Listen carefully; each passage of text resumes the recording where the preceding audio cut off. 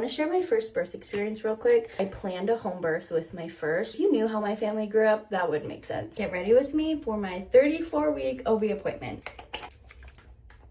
Okay, I'm trying to think of all the updates for you guys. So I am 3 weeks post-op from having emergency surgery. I had my fallopian tube removed. I had a cyst on it and it was twisting. Anyways, worst pain of my life. I am feeling so much better now. By the way, I love this stuff from Color Street. It's a SPF 50 like sunscreen. It goes on white, but then once you mix it in, like it actually goes to skin color. It's the coolest thing. What's crazy is after this next 2-week gap, we're going to 1-week appointments. I want to share my first birth experience real quick. I planned a home birth with my first. I've been around home births my whole life. My mom had 9 of her 10 kids at home, including us twins, which were her 9th and 10th baby. I never thought that I would do a home birth, but I think I got scared of the medical system. If you knew how my family grew up, that would make sense. So I planned a home birth. I went into labor the night of my baby shower, which was like 38 weeks and a day or something, which I was not suggest doing that late of a baby shower, but here I am again doing my baby shower at 37 weeks with my 4th. So I don't know if I learned my lesson. I feel like I went into labor around like 9 or 10 p.m.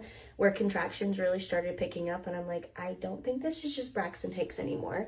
I called my midwife and she suggested taking a bath to see if that would slow things down, and it didn't. So she started heading my way. My longest labors, which I think is pretty common for like a first-time mom, everything was going well. I'm pretty sure I got to like a 6 or 7, and then things kind of like stalled out.